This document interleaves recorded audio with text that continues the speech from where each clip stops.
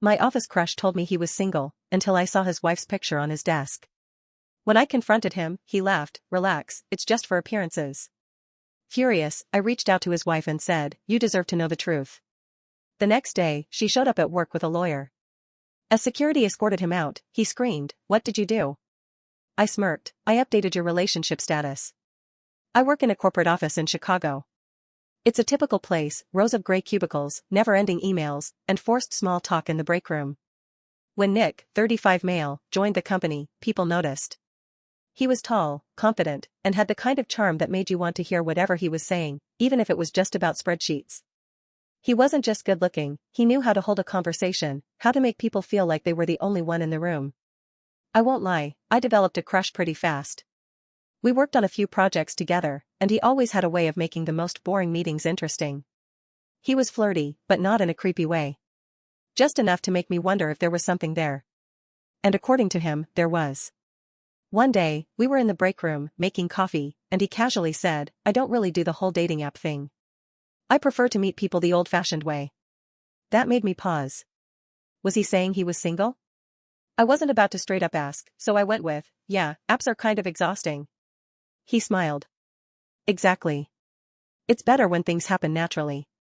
That felt like confirmation. No mention of a wife. No mention of a girlfriend. Just a guy putting himself out there. After that, things escalated. The looks got longer. The accidental touches became more frequent. He'd bring me coffee in the mornings. He started finding excuses to stop by my desk.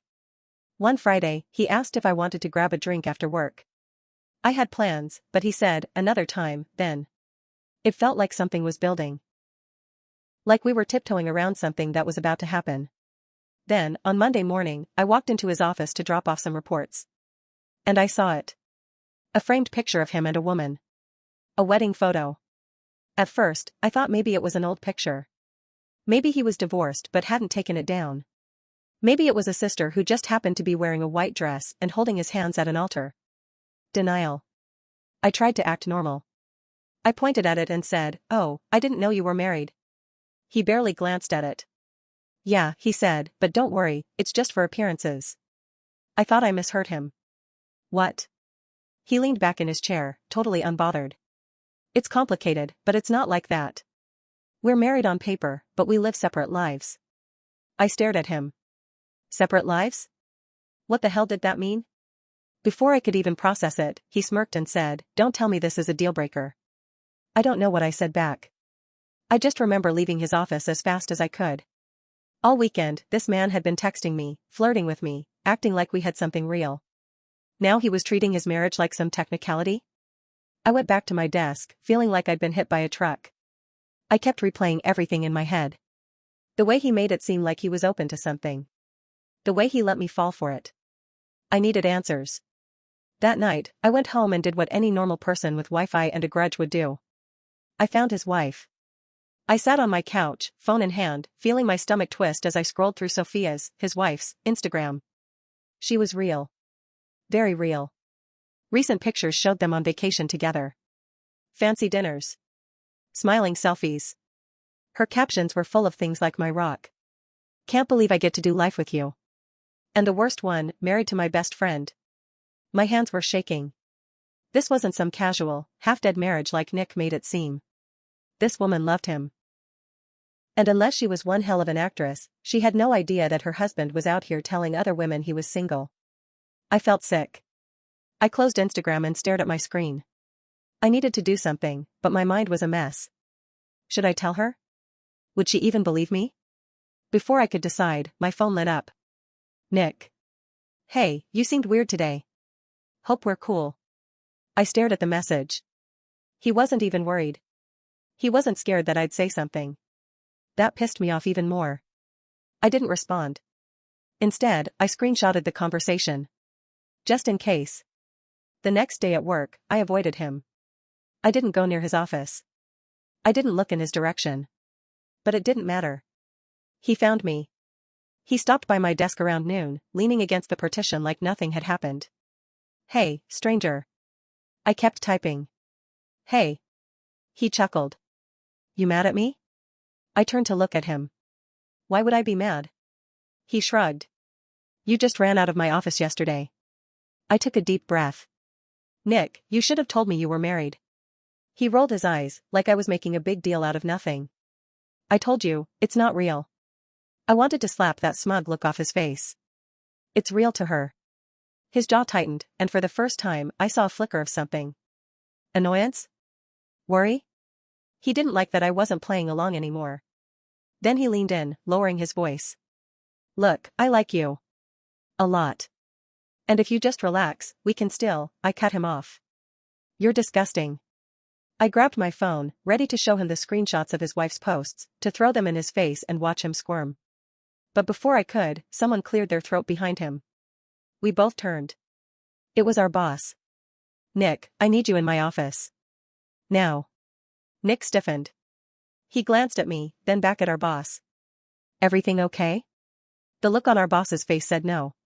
Just come with me. Nick shot me one last look before following him. I felt off the rest of the day. Something was happening, and I had a bad feeling about it. Then, around 3 p.m., an email popped up in my inbox. Subject, urgent, please see me. It was from HR. What the hell? I grabbed my bag and made my way to the HR office, my heart racing. When I got there, the head of HR, Karen, I know, gestured for me to sit. She had a folder in front of her. We need to talk about Nick, she said. I tensed. What about him? She sighed, folding her hands. He filed a complaint against you. My heart stopped. What? I nearly laughed. For what? She slid a piece of paper toward me. Sexual harassment. Nick was accusing me of sexual harassment. I stared at the paper in front of me, my brain short-circuiting. Sexual harassment? I let out a sharp laugh. Are you serious? Karen didn't laugh. She kept her expression neutral, but I could tell she wasn't buying it either. Nick claimed she made inappropriate advances toward him. That you became aggressive when he didn't reciprocate. Aggressive. I wanted to flip the damn table. Karen, this is insane. Nick is the one who's been flirting with me for weeks. He asked me out. He told me he was single. And yesterday, he admitted to being married but said it wasn't real. I have texts. I have proof. Karen raised a brow. You do? I unlocked my phone so fast I nearly dropped it. I pulled up the screenshots, Nick's texts, the flirty messages, the one where he said we can still, like I was supposed to be okay with being his side chick. She skimmed through them, her lips pressing into a thin line.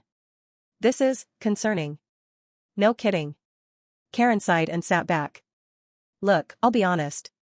Nick's story doesn't hold much weight, and I don't think you're in trouble here. But we have to go through the process. I need you to write a statement. I exhaled, feeling a mix of relief and rage. This was a game to him. A power move. He thought that by flipping the script, I'd back down. But I wasn't going to. I grabbed a pen and started writing. Everything. While I was finishing up, Karen's phone buzzed. She glanced at the screen and frowned. Excuse me for a second, she said, stepping out of the office. I was halfway through my statement when I heard something in the hallway. A woman's voice. I froze, listening. The voice was sharp. Angry. It took me a second to place it, but when I did, my stomach dropped. Sophia. I couldn't make out everything, but I caught pieces. Are you kidding me? How many times? I want to talk to her. The hairs on the back of my neck stood up. A second later, Karen walked back in. She looked rattled. She said, adjusting her blazer, we have a situation. I didn't move. What kind of situation? She hesitated. Nick's wife is here. The air left my lungs. Karen gave me an apologetic look. She wants to speak with you. Oh. My God. My heart was racing so hard I thought I might pass out. I didn't even have time to process before Karen opened the door, and there she was. Sophia. She was standing there in heels and a black trench coat, her dark hair pulled back into a sleek ponytail. She looked like she just stepped out of a courtroom, which, honestly, she might have. She stepped inside and closed the door behind her. Then she looked right at me. Are you the one who messaged me? Her voice was calm, but her eyes were sharp. I swallowed.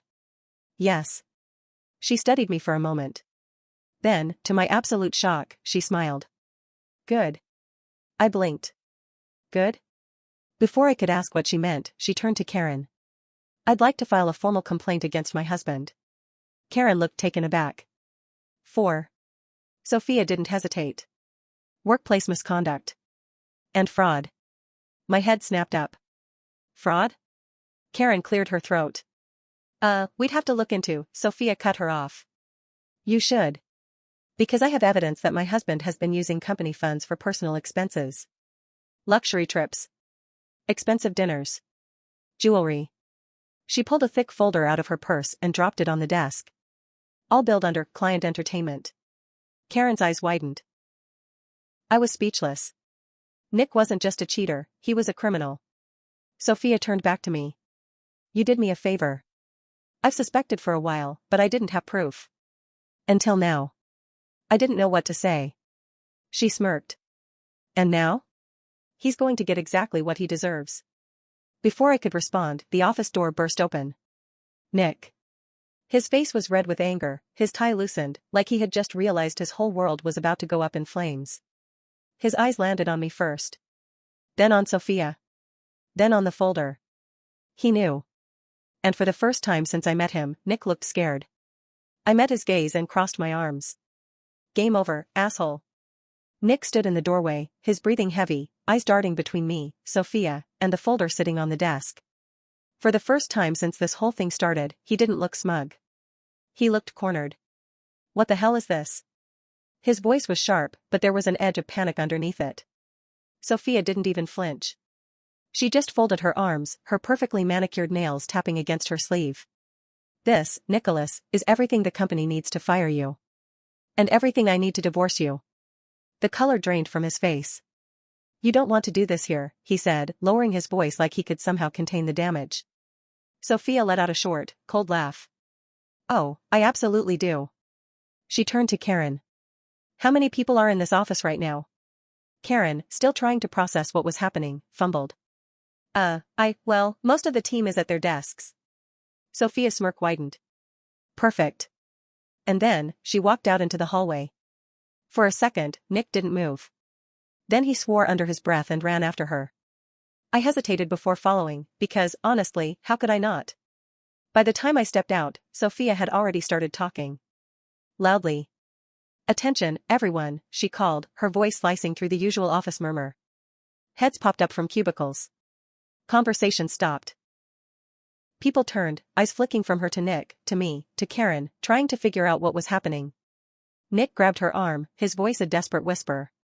Stop it. She ripped her arm free and took a step back. Don't you dare touch me. Then, without breaking eye contact, she raised her voice again. I just thought you all should know that your coworker, Nick, has been lying to me, lying to this company, and cheating his way through both. A few gasps. A couple of people exchanged wide-eyed glances. Nick was shaking his head, his hands up like he could physically push her words away. Sophia, please, she cut him off. He's been telling women here that he's single. He's been taking them out, flirting with them, and pretending like I don't exist. Silence. She turned, her eyes locking on me. And when he got caught? She gestured toward me. He tried to frame an innocent woman for sexual harassment. That sent shockwaves through the room. I heard a few murmurs. A sharp inhale from someone near the back. Nick turned to the crowd now watching the absolute wreckage of his life and tried to do damage control. This is crazy, he stammered. She's making things up because she's mad at me. We're just having a fight, okay? This isn't professional. Sophia actually laughed. Oh, now you care about professionalism? And then, as if things weren't bad enough, HR director walks in. Apparently, someone had tipped them off, thank you, random coworker with a love for office drama. The woman took one look at the scene, Nick, pale and sweating, Sophia, fuming, and me, just trying to breathe through the chaos, before saying, Nick, come with me. Nick didn't move. I didn't do anything, he said, but his voice was cracking now. She's just mad. Karen walked up and handed the HR director Sophia's folder. You'll want to see this. Nick's eyes widened when he realized what was in there.